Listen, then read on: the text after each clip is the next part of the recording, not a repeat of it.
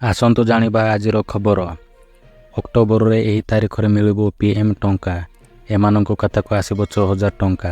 ଯଦି ଆପଣ ନିଜେ PM କି ସମାନ ନିଧିର ହିତାଧିକାରୀ, ତେବେ ଏହି ଖବର ଆପଣଙ୍କୁ ଖୁସି କରିଦେବ। କୃଷକମାନଙ୍କୁ ଆର୍ଥିକ ସହାୟତା ଯୋଗାଇବା ପାଇଁ କେନ୍ଦ୍ର ସରକାରଙ୍କ ଦ୍ୱାରା ପରିଚାଳିତ ପ୍ରଧାନମନ୍ତ୍ରୀ କିଷାନ ନିଧି ଯୋଜନା ସମ୍ପର୍କରେ ଏକ ବଡ଼ ଅପଡେଟ୍ ଆସିଛି। PM କିଷାନ ଯୋଜନା ସରକାର ନବରାତ୍ରି ସମୟରେ ଦେଶର 9 କୋଟି ଚାଷୀଙ୍କ ବ୍ୟାଙ୍କ ଆକାଉଣ୍ଟକୁ 2,000 ଟଙ୍କା ସ୍ଥାନାନ୍ତରିତ କରିବେ। ପରବର୍ତ୍ତୀ ଖବର। ଏବେ ବର୍ଷା କମିବ, ଏକରୁ ପୁଣି ବଢ଼ିବ। ଓଡ଼ିଶା ଉପରେ ସକ୍ରିୟ ରହିଥିବା ଦକ୍ଷିଣ ପଶ୍ଚିମ ମୌସୁମୀ ବାୟୁ ପ୍ରଭାବରେ ରାଜ୍ୟର ଅଧିକାଂଶ ସ୍ଥାନରେ ବର୍ଷା ଲାଗି ରହିଛି।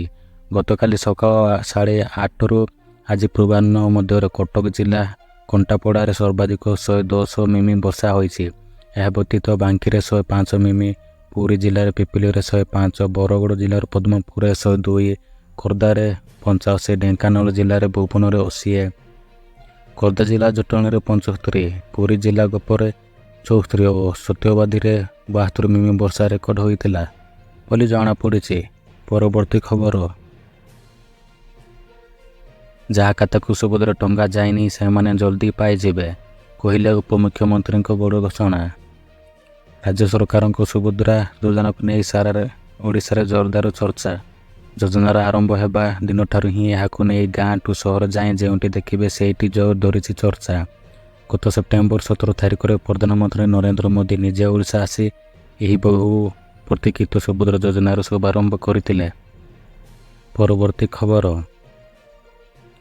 ଛାତ୍ରଛାତ୍ରୀଙ୍କ ପାଇଁ ଖୁସି ଖବର। ଅକ୍ଟୋବରରେ 11 ଦିନ ଦଶହରା ଛୁଟି ଘୋଷଣା।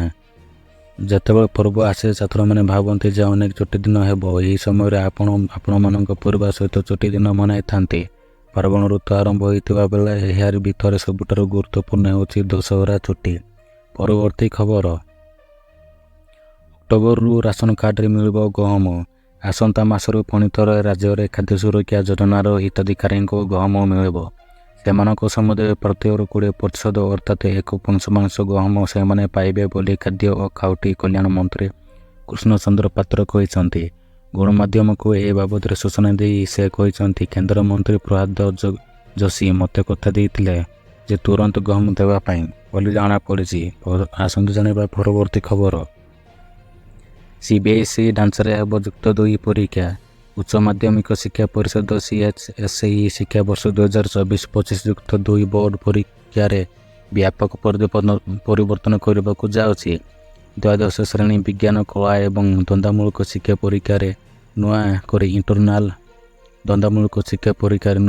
ଇଣ୍ଟରନାଲ ଆସେସମେଣ୍ଟ ପଦ୍ଧତି ଆପଣାଇବାକୁ ଯୋଜନା ପ୍ରସ୍ତୁତ କରିଛି।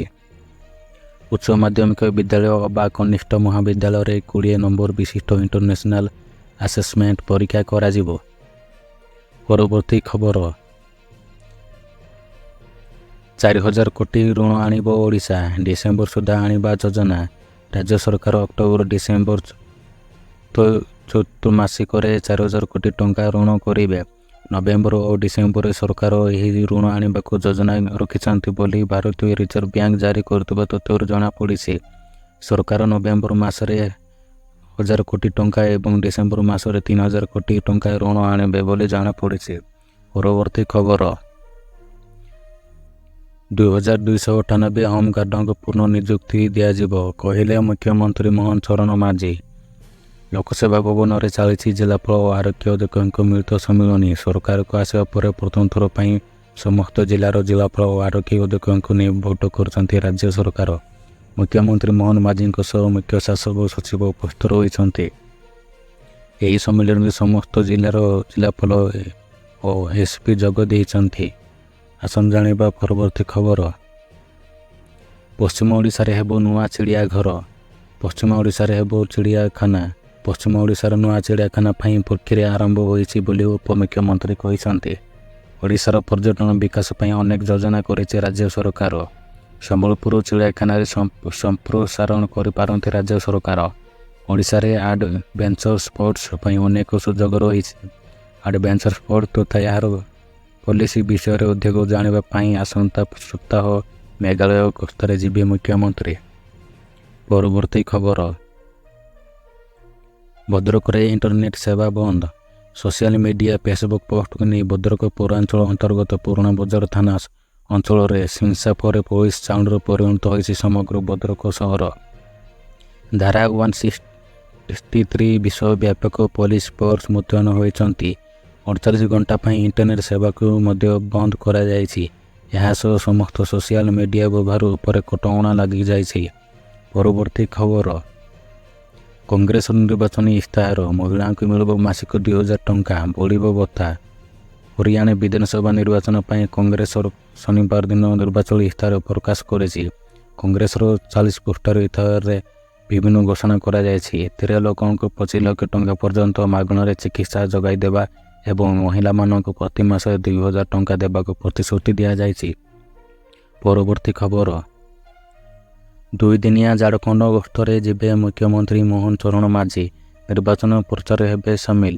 ନିର୍ବାଚନ ପ୍ରଚାର ପାଇଁ 2 ଦିନିଆ ଝାଡ଼ଖଣ୍ଡ ଗସ୍ତରେ ଯିବେ ମୁଖ୍ୟମନ୍ତ୍ରୀ ମୋହନ ମାଝୀ। ସେପ୍ଟେମ୍ବର 30 ଏବଂ ଅକ୍ଟୋବର 1 ପର୍ଯ୍ୟନ୍ତ ସେଠାରେ ରହି ନିର୍ବାଚନ ପ୍ରଚାରରେ ହେବେ ସାମିଲ।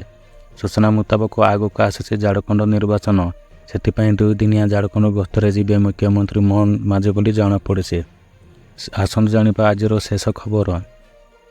ସୁଭଦ୍ରା ପାଇଁ 95 ଲକ୍ଷ ଆବେଦନ। ସୁଭଦ୍ରା ପାଇଁ ଏଯାଏଁ 95 ଲକ୍ଷ ମହିଳା ଆବେଦନ କରିଛନ୍ତି। ସେମାନଙ୍କ ମଧ୍ୟରୁ 25,29,720 ଜଣଙ୍କୁ ସହାୟତା ପ୍ରଦାନ କରାଯାଇଛି। ସର୍ବାଧିକ ଫର୍ମ ପଞ୍ଜୀକରଣ କରିଥିବା ମୋ ସେବା କେନ୍ଦ୍ର ଓ ଜନସେବା କେନ୍ଦ୍ରକୁ ଜିଲ୍ଲା ସ୍ତରରେ ପୁରସ୍କାର ମଧ୍ୟ ପ୍ରଦାନ କରାଯିବ। ସୁଭଦ୍ରା ଯୋଜନାର ସଫଳ କାର୍ଯ୍ୟକାରିତା ପାଇଁ ଉପମୁଖ୍ୟମନ୍ତ୍ରୀ ପ୍ରତିଭା ପରିଡ଼ା ସମସ୍ତ ଜିଲ୍ଲାପାଳଙ୍କୁ ଧନ୍ୟବାଦ ଜଣାଇଛନ୍ତି। ଯଦି ଖବରଟି ଭଲ ଲାଗିଥିଲେ ସବସ୍କ୍ରାଇବ୍ କରିବା ସହିତ ଲାଇକ୍, ସେୟାର ଏବଂ କମେଣ୍ଟ କରନ୍ତୁ।